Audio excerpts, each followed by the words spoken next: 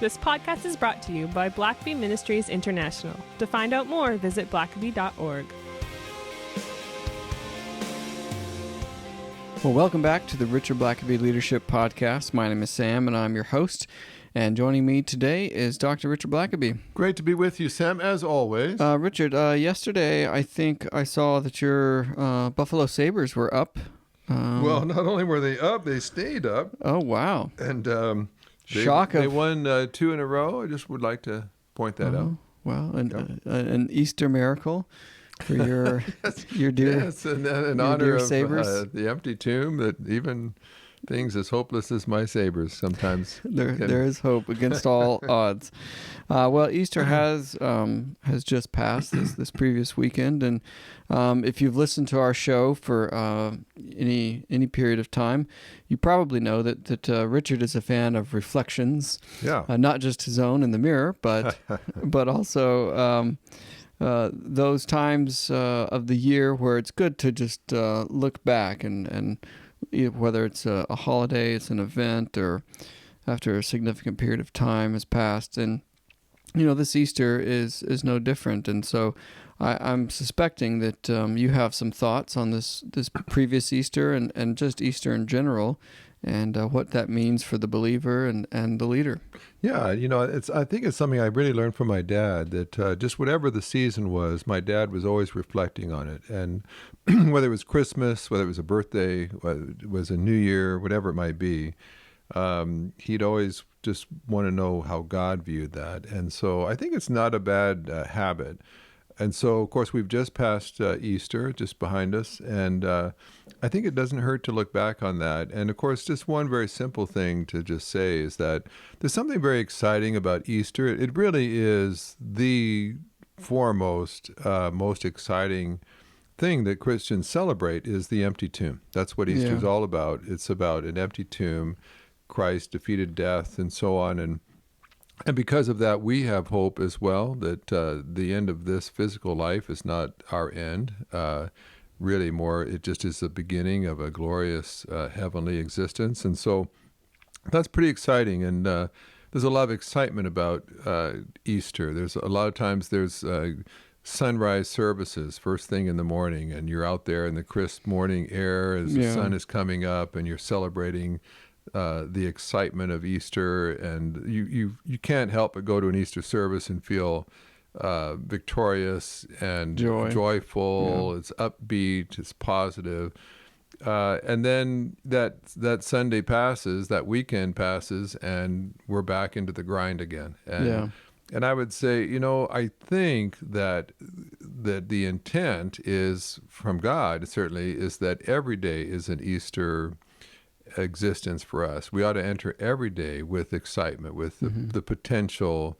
That same power of God that raised Jesus from the dead is the same power that's available to us 364 other days of the year as well. And so I always look at that and say, wow, it was a great day, but shouldn't every day almost be a sunrise service of, so what does God have today? By his power, what does he want to accomplish? And so that's always kind of a challenge to me to say, I need to be an Easter Christian every day of the year, not just one day of the year. Yeah, and I think that's that can be hard, I think, for us to try and do sometimes, but it is a great reminder. And, we should probably mention, too, that, I think some people online and social media are usually sort of quick to point out that, all these holidays were originated as, pagan holidays. And so there's a few people that just mention that if you make a post about Easter or Christmas. Yeah. It's like, by the way, Richard, did you know that? Yeah, that this was actually an ancient pagan festival or whatever. That Easter is not really, there's no place that in the Bible that says it's on this date, or that Christmas is on December 25th. Yeah. So what's your response to that? Yeah, and I want to be sensitive to folks that perhaps have some really strong convictions about this, but it's inevitable. If I say something about the joy of Easter, for instance, when I say that, I'm not talking about a certain day of the year. I'm talking about the empty tomb. Easter represents the empty tomb.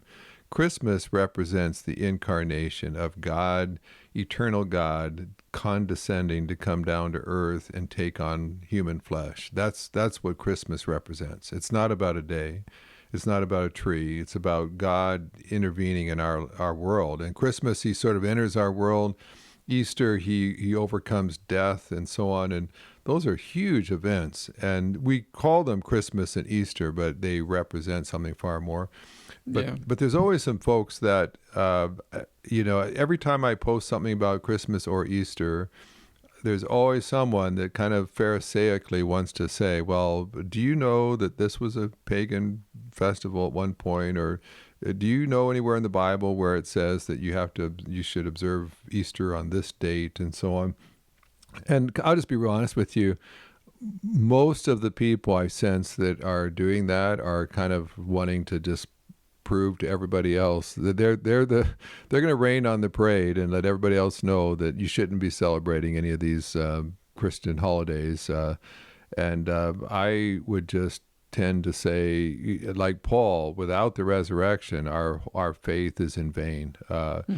Easter tells us that Christianity is true, that it's worth believing in, and so, of course, the fact that Easter is celebrated. It moves around. It's not on the same date. It's not like on the same day of the year. It can move even to different months between March and April. And so everybody knows that we're not celebrating the day. We're celebrating the event. Right. It's not about the day.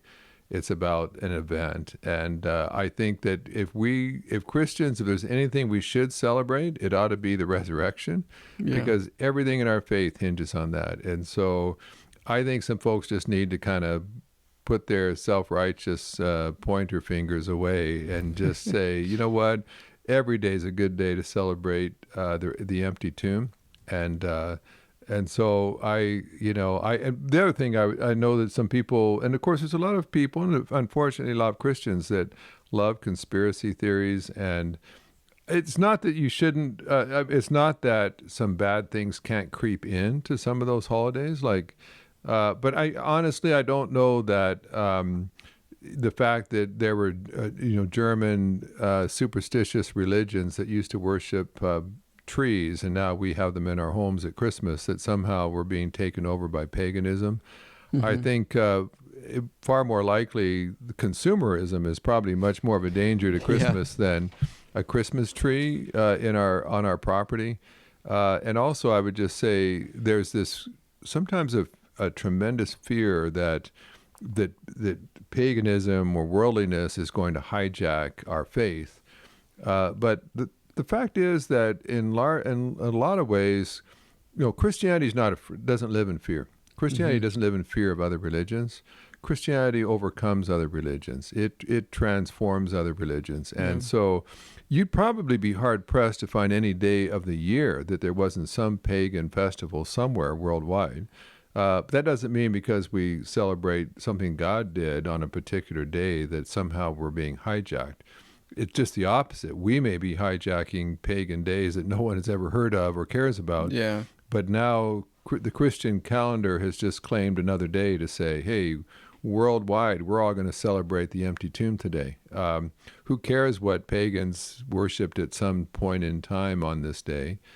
Christians have just captivated another day in the calendar to say one more day where we're going to focus on God. So I don't want to be completely naive about, if an Easter bunny it's probably a little more dangerous of hijacking Easter than some pagan ritual somewhere in the Middle East. But at the same time, I would just say that we don't need to live in fear either. And Christians, to be honest with you, there should be a lot of joy both at Christmas and Easter, and I think that it's fine for Christian families to celebrate joyfully however they feel led to, and not live in fear. Like, what if we're somehow supporting the work of the devil because we celebrate Easter or Christmas? Right. You prayerfully seek how God wants you to lead your family in that regard. But I could tell you, for the Blackaby family, at least, we celebrated all those holidays, and we did it joyfully and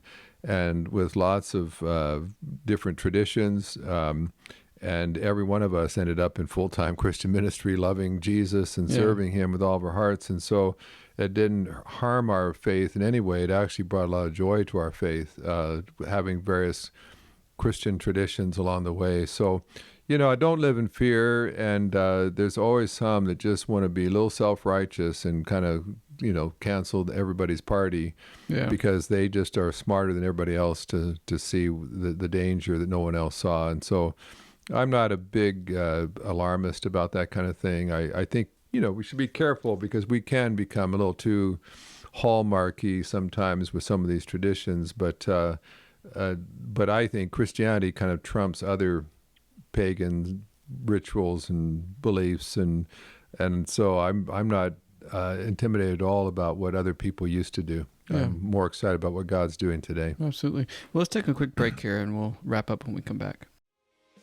If you've ever wondered how to ask the right questions to move people onto God's agenda, then consider attending the Spiritual Leadership Coaching Workshop May 2nd through 4th in the Atlanta area. Not only is there great teaching at this workshop, but you will also be able to practice what you learn. Use code EARLYBIRD at checkout for a special discount. To find out more and to register, visit blackabycoaching.org/workshop. Links will be in the show notes. Richard, now that we've kind of got the sort of the preamble out of the way, Yep.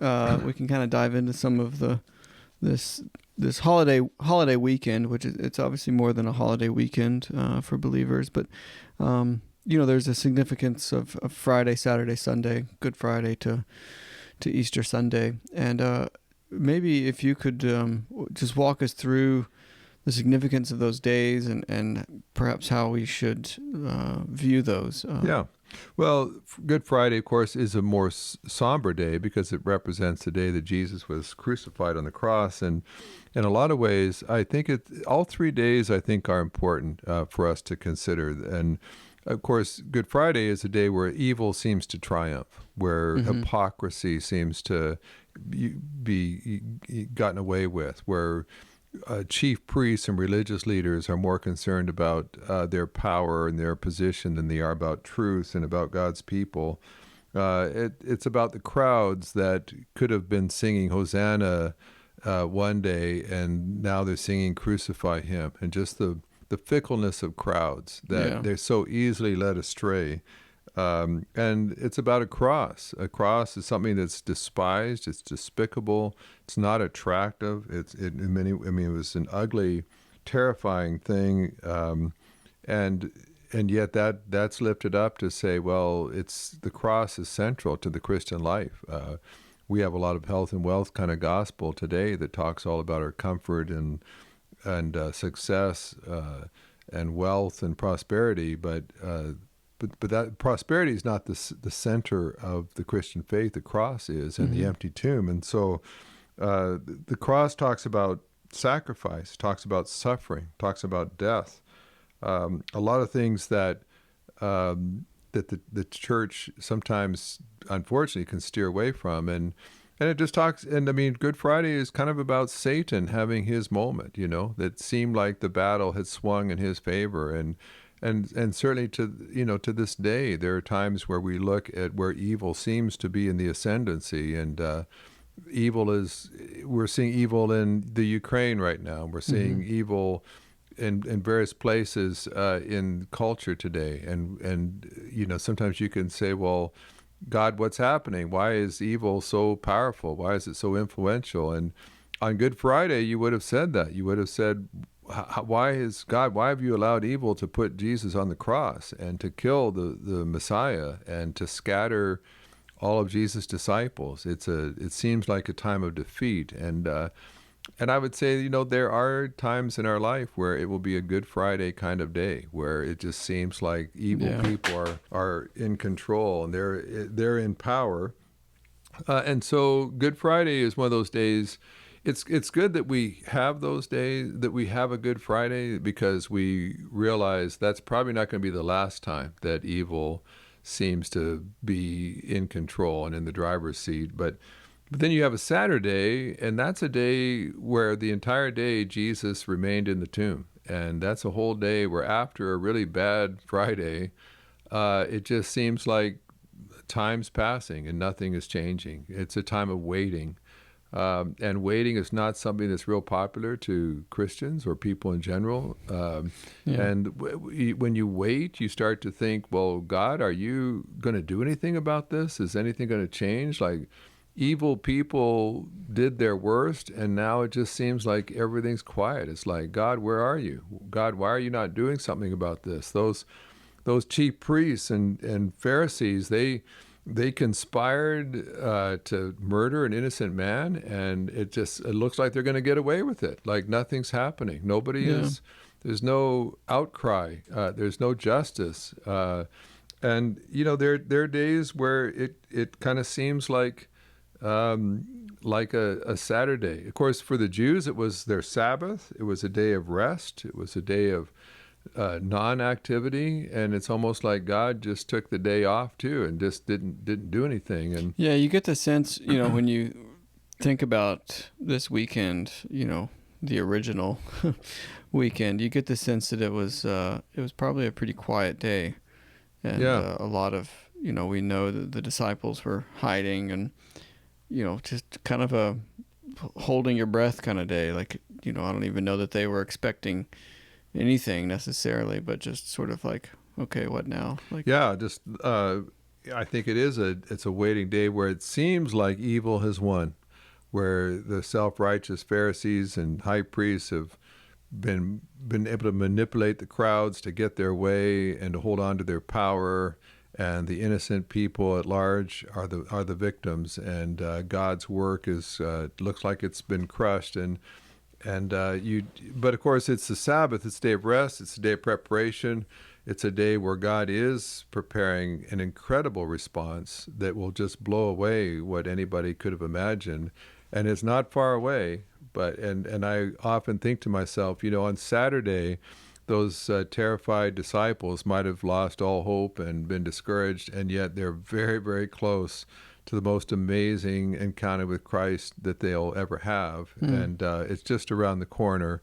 And I always kind of wonder what kind of times that we might be in, where we're in a hard place, a dark place, an evil place, and it seems as if God has left the field, and the evil people are in control, and yet God would say, well, just wait till tomorrow. We're not far away.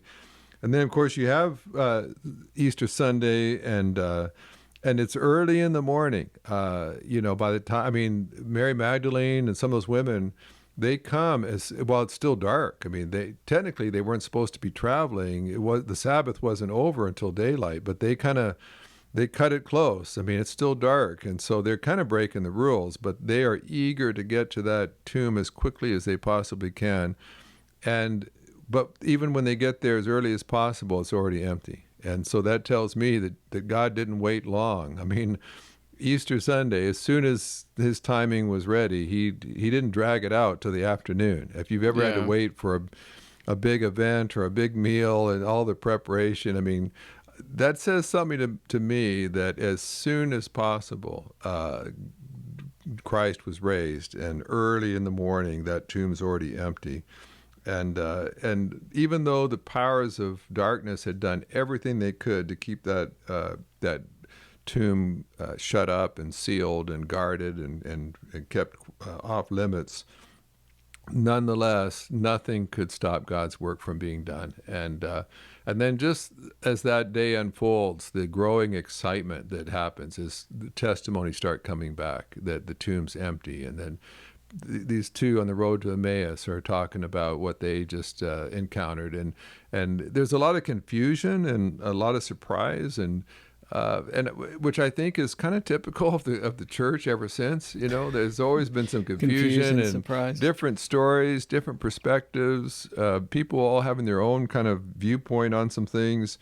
The church being caught by surprise by what God does, and when I think of Easter, I think of words like joy, certainly. Surprise, another one. The surprises of God, where he just doesn't do what we would have anticipated. Mm-hmm. And the word victory and the word hope. I think all four of those words are key words to Easter. And I just feel like, all three of those days will be our experience. Some days it's going to seem like evil has won. It's prevailed. And, God, why won't you do something? And some days will be like Saturday, a day of waiting, where you're just like, God, I keep praying and asking for you to intervene and do a great work, and yet you don't. It's just silent. There's nothing happening, and you could well be in a Saturday kind of time frame right now, but then inevitably in the Christian life, Sunday comes, Easter comes, and there's a time where God, in His own timing, catches us by surprise and does a miraculous work that just blows us away. Despite all of our previous walk with God, we just weren't prepared for God to do something of that magnitude. And He surprises us, and there's joy, and there's victory, and you just can almost feel giddy when you realize what God just did right in the face of evil and darkness. He did another great work. And that's just I think so much of the appeal of Easter is that even when things seem so dark, God may be preparing to do His greatest work ever. And I like to just say, essentially, that empty tomb, Jesus basically defeated 4 different enemies. He defeated Satan, who was his age-old enemy. Satan, of all people, wanted to keep Jesus forever in that tomb. And when Jesus stepped out, everything that Satan had thrown against him was proven to be futile. But he also defeated death, which was the age-old enemy of humanity. No one had ever escaped death. 100% of people had been victimized by death with no hope of life afterward. And Jesus walked right into death, the greatest enemy, next perhaps to Satan, that we'd ever faced, and He blew it away. And now the worst that death can do is simply usher us right into the eternal presence of God. What it used to be the worst thing imaginable, now it ushers us into the most incredible heavenly experience that we could imagine. And then the last 2 things as well, it also, the whole idea of sin. Sin was defeated on the cross and the resurrection, and that means that there's no sin that you can ever be in bondage to or face that the resurrection does not give you the power to overcome. It doesn't matter how entrenched you are in sin, how habitual it's been, how bad of a past you've had. There's no sin that you can face that the resurrection is not defeated. And then finally, it's just hell, eternal suffering. Jesus, it says, went right to Hades, to hell itself, and preached to people and liberated them. The worst punishment, the worst possible imaginable existence that people were facing, and Christ obliterated it, destroyed it, made it. That eternal destiny now was radically changed for millions and millions of people. And so I like to just say that if Jesus could defeat the 4 worst enemies of humanity in one weekend, what could He do for you? Is there anything that you face in your life that is so formidable and impossible that Jesus can't also bring victory to you? If He could defeat all of those worst enemies of humanity in a weekend, I doubt there's anything you're going to bring to Him with your life that He can't also give you victory in as well. Well, that's great. Well, Richard, I appreciate you taking us through this. And again, Easter, Christmas, all these holidays they're great holidays, and it's a great signpost to point us back to the things that are important and the things that matter. And so, for our listeners, we pray that you would keep Easter and its meaning ever before you as you go into the days ahead. So, until next time. Yep. Thanks for listening to the podcast. If this is something you enjoyed, it really makes a difference if you leave a review and a 5-star rating on Apple Podcasts or wherever you listen. Don't forget to subscribe and share with your friends. We always love hearing from our listeners, so email us at podcast@blackaby.org.